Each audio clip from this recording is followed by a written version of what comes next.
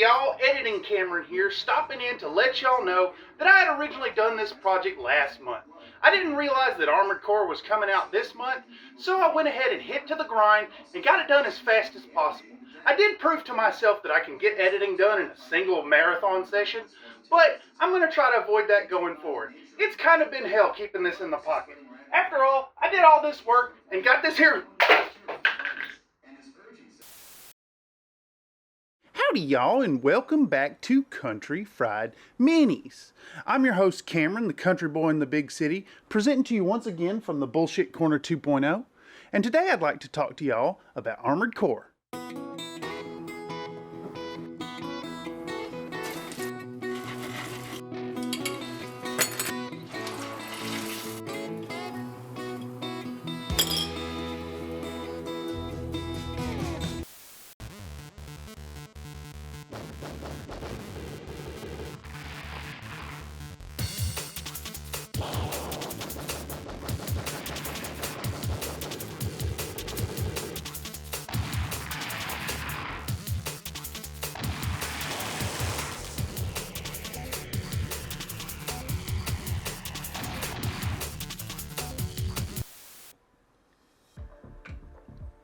Now, I don't know about the rest of y'all, but as I've mentioned before, I'm as old as the dirt itself, and I recall playing Armored Core through my PlayStation 1 at my parents' house when I was a kid.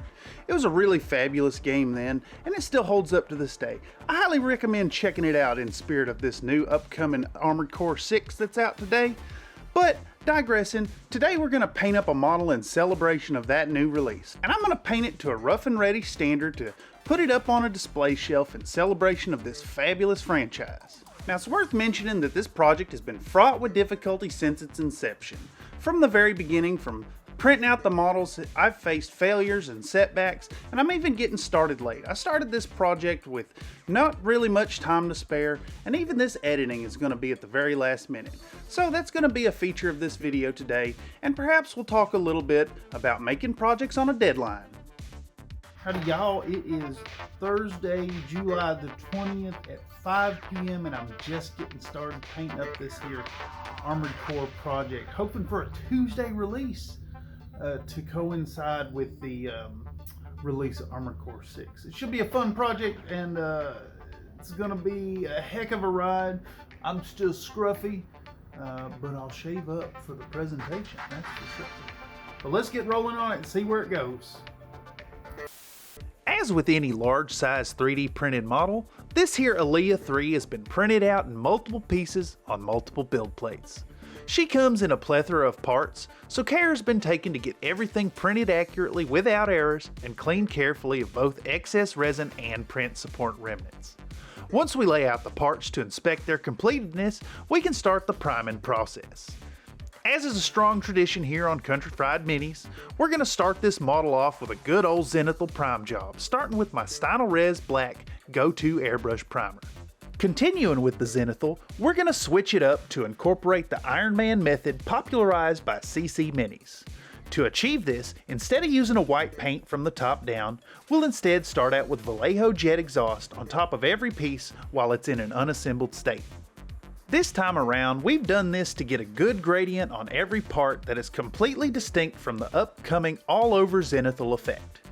By individually providing that gradient to each part, we'll get the core shadows developed without concern for the hottest highlights for now, instead preparing to create that lighting effect in the next step.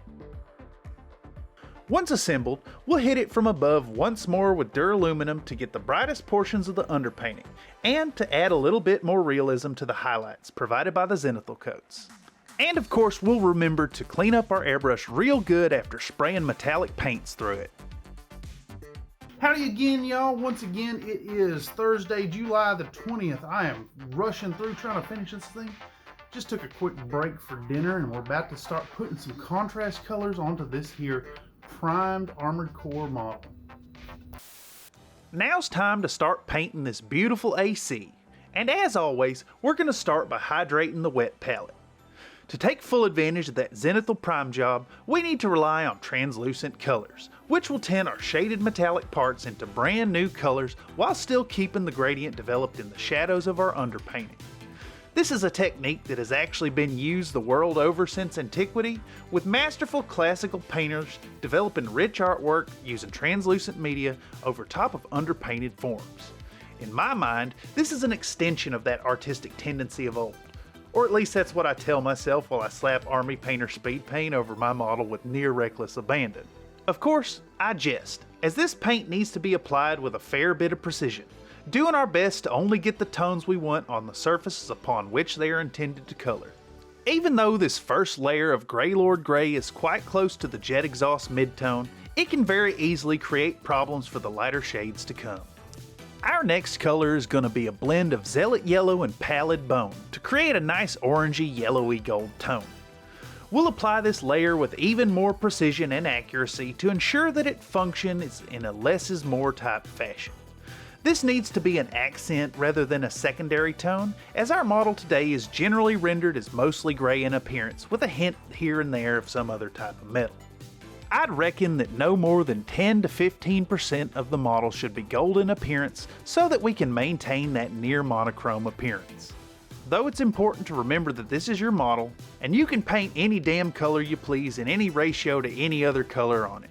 This is your project, damn it, and I'll be damned if some nod to accurate representation is going to tell you how to paint your model. To complete the triad of tones on this model, we're going to use a triad of tones to build the last color. In this case, it's going to be a very desaturated green-brown olivey type coloration, which we'll achieve with an arbitrary blend of orc-skinned, Gravelord Gray, and Pallid Bone, all thinned with an extra bit of Vallejo Express paint medium. This color is going to be reserved for the weaponry alone, which are all effectively their own constructions and not the model itself, which will not receive any of the greeny-browny staining. Right here I wanted to show y'all that I had to print the base while working on the model due to the sharp deadline. As I sit here editing this video at 2 a.m. on Tuesday the 25th, I just had to break the fourth wall to let y'all know how close to failure this project came. That and to assure you I don't print with the lid off. Now that we've taken a moment to let them layers of speed paints completely dry, it's time to get back out a bit of that Vallejo metal color, this time with that brightest tone from before, Duraluminum. We're going to take this color and apply some quick and dirty edge highlights to the gray stained areas to achieve a bit more visual interest on the hard edges. Though we need to be careful to apply this to the edges proper, we're going to be using some heavy duty washing and weathering later, so it's not super important to make these the tiniest and cleanest that you can. More so, it's pertinent to get this color in the right spots to accentuate that zenithal effect, concentrating it on the uppermost edges for the most part. Next up, we're going to get back out our Pallid Bone and apply some to various areas on the green weapons, serving to create some visual interest on the greeny browny bits. But once again, it's your model and you should paint it the way that you'd like so long as it makes you happy. Now we'll take a moment to put some solid black onto the gun ports of the shoulder mounted grenade launcher. This opaque color is necessary to ensure that the weapon looks like it has a barrel proper. And I am telling you how to paint your model now. If you don't do this step, your model's gonna look like a dang old toy. And that's just completely unacceptable. Finally, we're gonna cap off this paint job with some heavy weathering via my favorite method of chipping. And that's with a sponge. We'll take some Vallejo Hull Red and a bit of extra foam from my army case and sponge it on in a semi-random fashion. I say semi-random because we'll concentrate this effect on the hard edges and areas, but the sponge will give us incomplete coverage that looks pretty natural. Just make sure to remove almost all of the paint before jabbing at the model with a pigment-laden implement to avoid oversaturating and rooting both the effect and your model. Alright, here we are midnight on that first day. We've got all the contrast paints applied. We got some sponge chipping done on it. We're about to set out some oil paints and then head on off to bed so we can get started tomorrow. Now we're finally going to get to the easy part, and that's the oil wash. It is really messy and requires some prep, but this step always adds so much to the model. To start off with, we need to put some of our chosen colors onto a bit of cardboard so that it'll absorb a whole bunch of the linseed oil thoroughly to speed up the drying process. It's worth mentioning here that we can accelerate this absorption by pushing the paint up towards the nozzle before expressing it. This way we'll minimize the amount of excess oil that accompanies our pigment. Of course, this paint needs to dry out for a while, so in the meantime, we're going to take our model back into the spray booth and hit it with an all-over heavy shellac of this here Winsor & Newton Galleria gloss varnish. This coating is going to help to enhance the performance of our super thin grime wash. And because mineral spirits already have a much lower surface tension than water, now it'll flow even better. After letting this varnish completely cure, it's also been enough time to get most of the linseed oil out of our paints. With everything dry, we'll get out a disposable container to mix up the wash. Starting with a liberal amount of fresh white spirit, we'll use a ratty old brush to scoop up some of the colors and mix them into the solvent. I generally like to mix up my grime wash in about a 3-to-1 ratio of burnt sienna to lamp black. The black will really overpower the burnt sienna, so make sure to use caution in mixing this up. We want to get a real thin wash consistency with plenty of pigment concentration in it, and once we've knocked up this griming agent, we'll apply it incredibly thickly over the entire surface of our model with complete reckless abandon. Once completely coated, the model needs at least 2 hours to dry out, though overnight is preferred.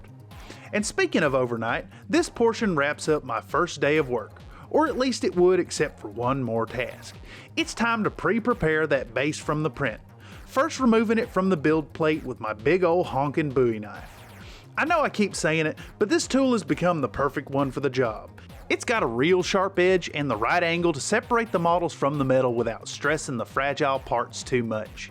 Ever since using this thing as a joke, it's unironically become a super useful tool. Anyhow, that's enough about my gigantic tool. From here we just need to thoroughly wash the print in isopropyl alcohol and then set it under our Toofy lamp. Who's your good boy?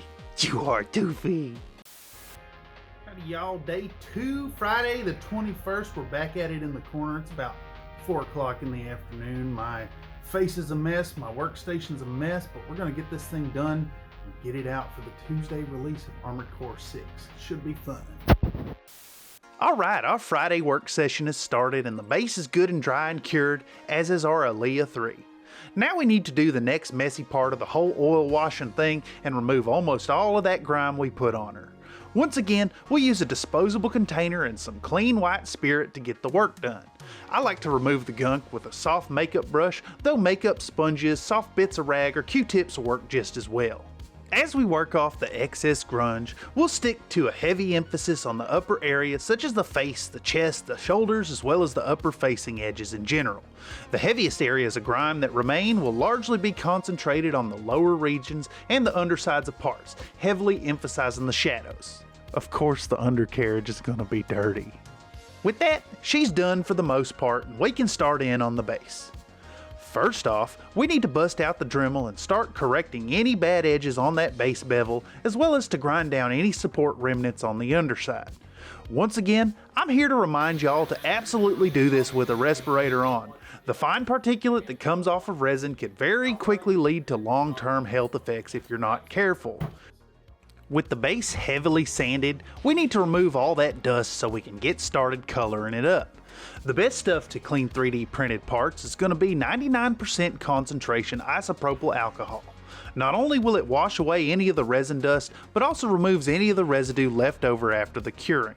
Plus, it's pretty volatile and will turn to vapor quite readily, leaving us with a clean and dry surface in no time flat.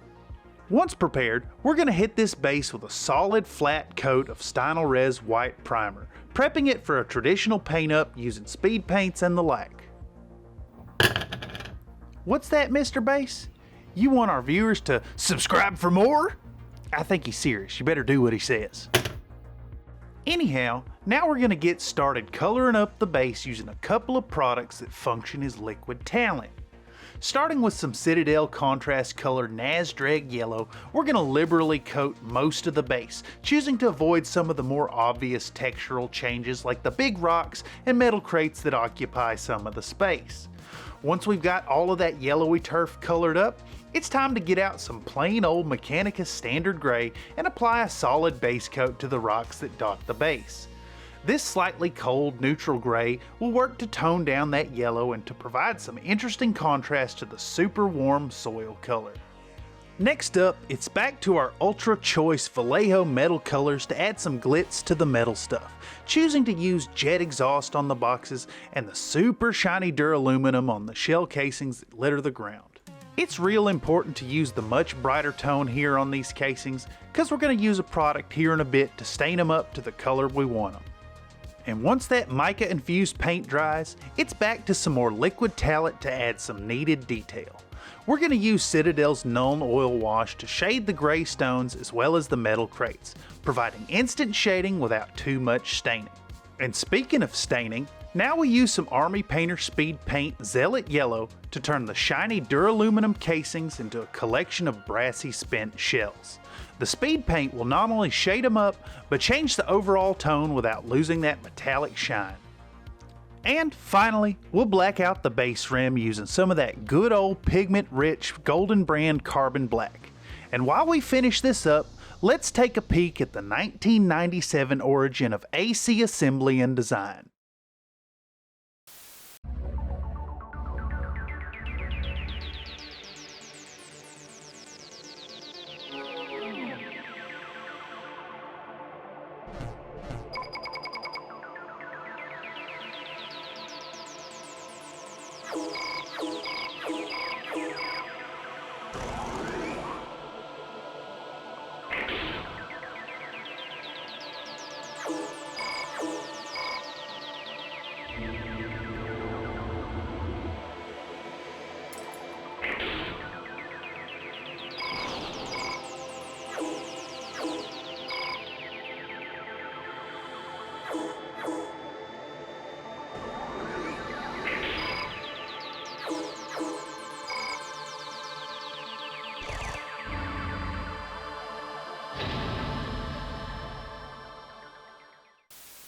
Damn dude, just imagine being a 10-year-old kid and experiencing that for the first time. That whole game was absolutely mind-blowing. The level of customization and world building was absolutely unparalleled at the time and completely unrivaled, at least considering the selection of PS1 games. I don't mean to wax poetic about the virtues of Armored Core 1, but if ever there was a groundbreaking title out there for a young and impressionable kid who had already spent the last 5 years reading his dad's old Battletech technical readouts, this was absolutely it. I made my mech with my parts and tested my metal against armed and armored opponents in a variety of theaters of operation. Ammo conservation, energy expenditure, armor levels, all tested against a wide selection of targets, both mechanical and biological. I mean, do y'all remember that mission where you come up from an empty base only to be ambushed by a gigantic titan of a mech? How about finding the game-breaking Karasawa energy rifle in that mission with all the fuel tanks that will absolutely wreck you if you blow too many up? Not to mention at the very end, Hustler 1 loses his damn mind and you have to show down against Nineball himself. This game was a hell of a ride. I'm not even looking at this title through rose-tinted glasses, fogged by nostalgia for a bygone era of simplicity and lack of adult responsibilities. I know, I've played back through this amazing game in the last year, and I loved every minute of it again. Even though I knew the missions by heart, they were still just as exciting and as immersive as I remembered. Flying that too fast thing with clunky controls and a lack of a Z buffer only makes it better. I don't know if y'all have experienced it. I know that the games have definitely evolved over the years. Hell, we're painting a model from Armored Core 4 and discussing a PS1 game from 1997 in celebration of Armored Core 6. It's not exactly dead on what the modern experience is. But if you haven't played the OG Armored Core, do yourself a massive favor and play this ancient relic after you finish Armored Core 6. You won't regret it. This game slaps and absolutely still holds up. Play through it and play through it again, and then challenge a buddy to mano a mano in the multiplayer arenas. It'll be worth it. Now, despite everything, it's pretty awesome that we've managed to get this project done without too many hiccups in the way. Sure, it's been tight for time, but we've managed to get it done, and that's pretty awesome. Now I've used some real time-saving methods on this here model and cut some corners so the quality isn't as high as it could be, but it's good enough, and that's really a hallmark of this channel, which is just fine by me. And with that, it's time for a grand reveal.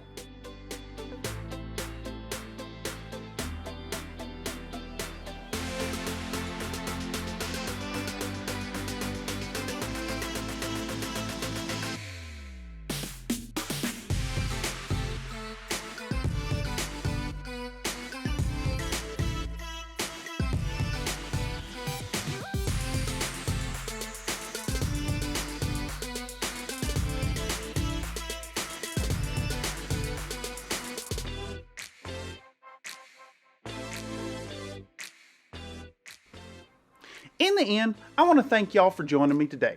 This project turned out to be a lot of fun, though I'm flying by the seat of my pants and I've been a little stressed about it. Still, I managed to get it out. It's always a lot of fun to put together these projects for y'all, and they wouldn't be what they are without your viewership. And hopefully, you get a little time to celebrate the release of the new Armored Core 6 yourself by playing the new game. And now we're at the part of the video where I'm going to ask y'all to do that regular YouTube engagement stuff. If you like the content, go ahead and drop us a like down below, give us a comment if you have the time, and if you ain't subbed already, I'd like you to do so. That number going up sure makes me happy, and it sure gets me closer to my goal of being a full-time hobbyist. Now I'd like to take a moment to mention channel membership. For as little as 99 cents a month, you can join up with the Country Fried Minis Biscuits and enjoy some benefits such as biscuit base emojis, Discord access, as well as discounts to the Threadless store. Plus, going forward, channel members will have the option to be included in some Tabletop Tuesday community stream events. We're going to play some games at some point, maybe some Dungeon Crawl Classic funnels, and get y'all involved. So, if you're interested in that, go ahead and drop down below and join up as a channel member. Finally, here at the actual end, I want to thank y'all for joining me here today. Your views are well appreciated, and your watch time is even more appreciated. And of course, as always, I want y'all to remember to be happy while you're painting. Take it easy, fellers. See you around next time. Target identified as the enemy leader's MT.